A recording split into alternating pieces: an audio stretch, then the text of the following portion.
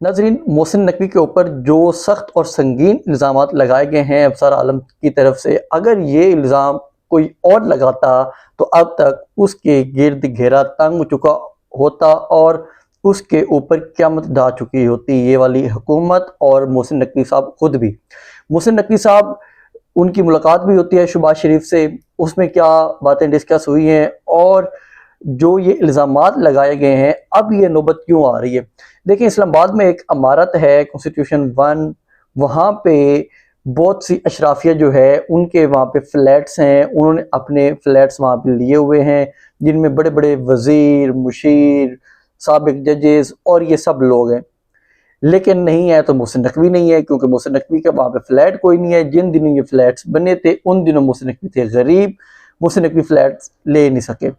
अब जो मुबैना तौर पर इतलात थी कि जो अभी अफसर आलम साहब भी कह रहे हैं कि इस्लामाबाद हाई कोर्ट को कहा जाता है मोहसिन नकवी की जानिब से, ये भी एक बहुत बड़ा इल्ज़ाम है कि जो बड़े साहब हैं वो आसिम मुनीर साहब का नाम लेते हैं, उन्होंने कहा है कि ये जो इमारत है इसके खिलाफ एक्शन लिया जाए।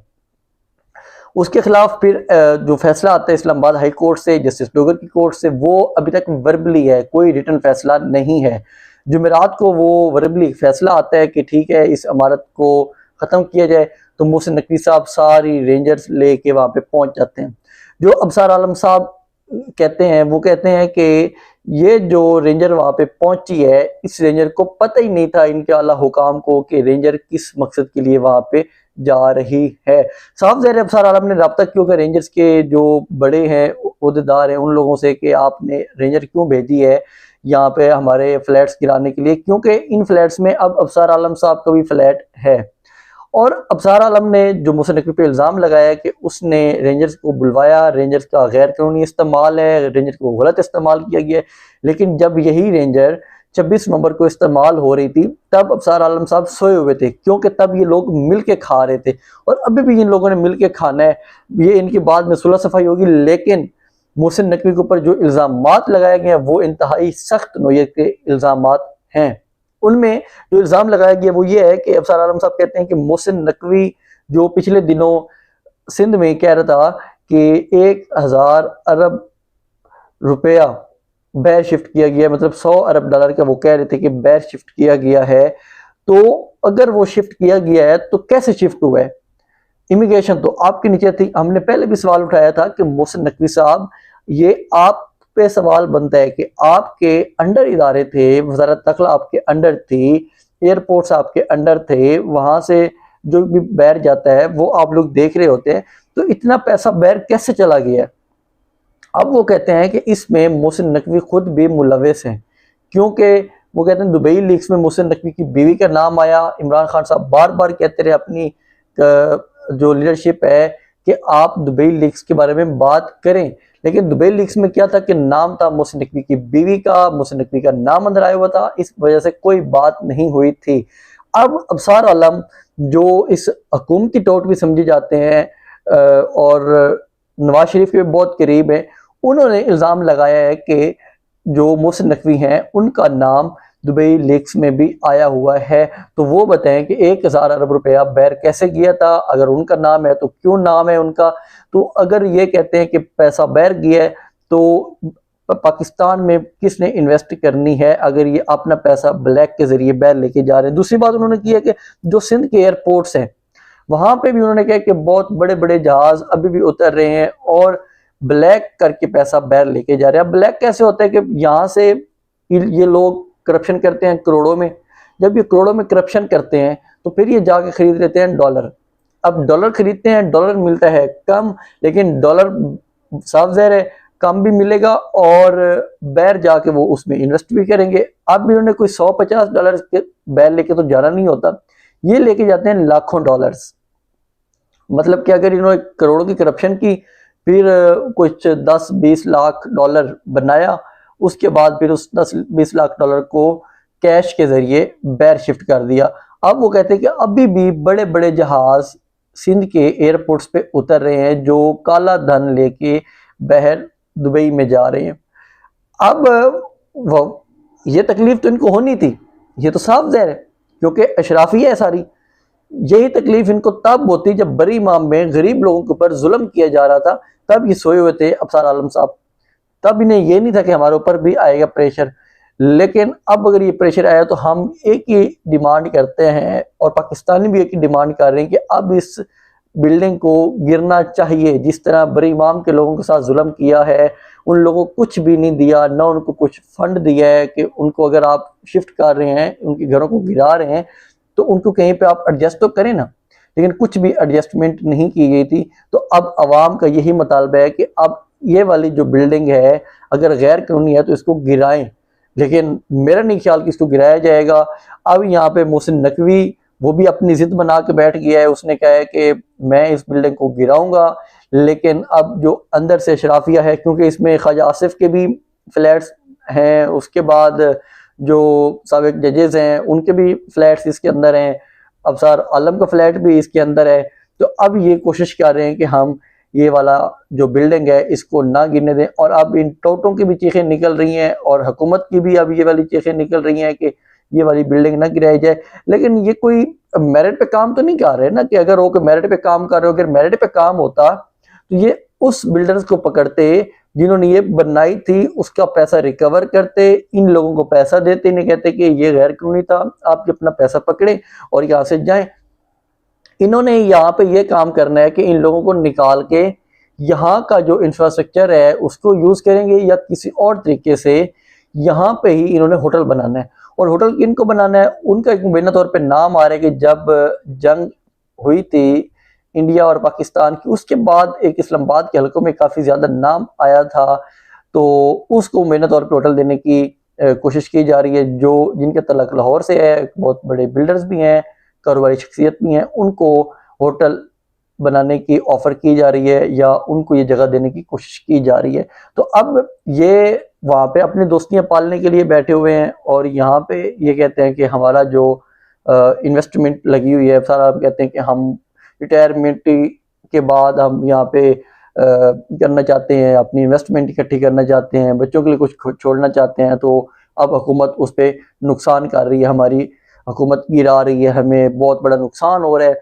तो इस हुकूमत ने पहले कौन से फायदे किए हैं वो, और भी कहते हैं कि मोहसिन नकवी ने जजों को पैगाम भेजा। ये बहुत बड़ा इल्ज़ाम है मोहसिन नकवी के ऊपर और अफसर आलम का, कि जजेस को पैगाम भेजा गया है कि आप ये वाला फैसला करें। अब जजेस को भी देखना चाहिए कि अगर ये वाली बात हुई है, या तो वो वजाहत करें इसके ऊपर, या फिर अफसर आलम को बुलवा के इनको नोटिस करना चाहिए कि उन्होंने किस तरह ऐसी बात की है। अब वो एक और भी दावा कर रहे थे कि 4 यूरोपीय ममालिक हैं, उन्होंने डिमार्च किया है। उन्होंने कहा है कि इसके ऊपर हमें तशवीश है कि आप इस तरह की हरकतें करेंगे तो मुल्क में किस तरह इन्वेस्टमेंट आएगी। तो देखें इन्वेस्टमेंट पहले कौन सी आ रही है, इन्होंने बड़े बड़े प्रोजेक्ट कर लिए, SIFC बना ली, सब कुछ कर लिया, लेकिन कौन सी इन्वेस्टमेंट आ गई है।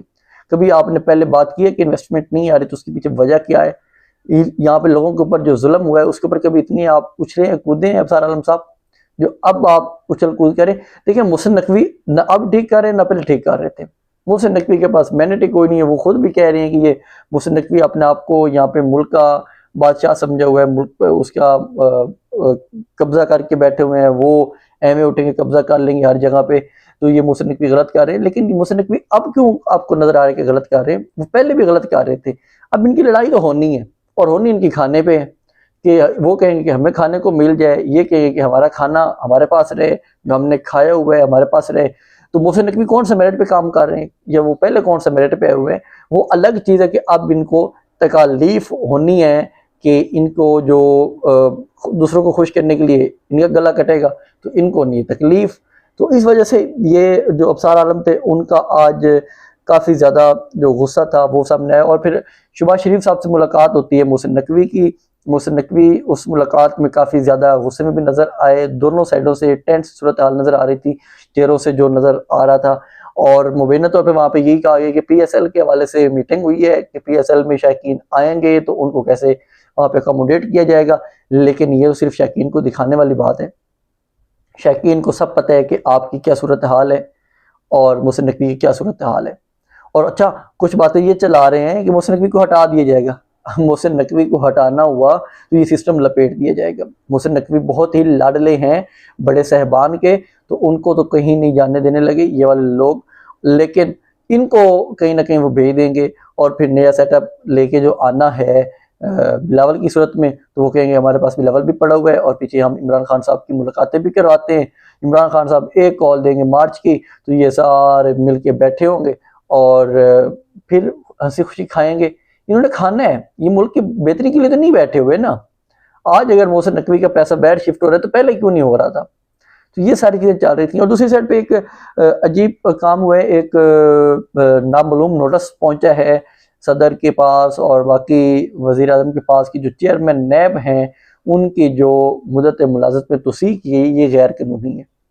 ऐसे जो नोटिस हैं ये कब पहुंचते हैं सबको पता है, क्योंकि वो कुछ अभी तक हाथ उनका ढीला है पीपल्स पार्टी के ऊपर, तो उनको नोटिस भी पहुंचने शुरू हो गए हैं। तो उनको एक नोटिस पहुंचा है। वैसे ये है कौन सी कानूनी इनकी, बंदा ये कहे कि ये कौन से कानूनी काम कर रहे होते हैं बैठ के कि इनको नोटिस पहुंचेंगे इस तरह हो जाए। बस ये जब इनको थोड़ा शिकंजा टाइट करना हो तो नोटिस पहुंच जाते होते हैं। तो अब उनको एक नोटिस किया है, उस शख्स ने कहा है कि मैं फिर अगर कार्रवाई न हुई तो फिर मैं अदालतों में भी चैलेंज करूंगा।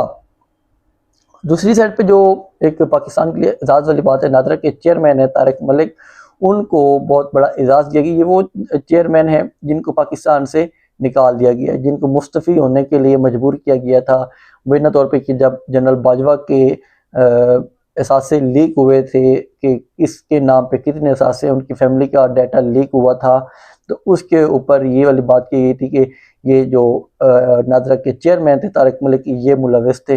तो ये इस तरह के जो मेरिट वाले लोग होते हैं, जो ईमानदार लोग होते हैं पाकिस्तान में, तो उनकी जगह है ही नहीं।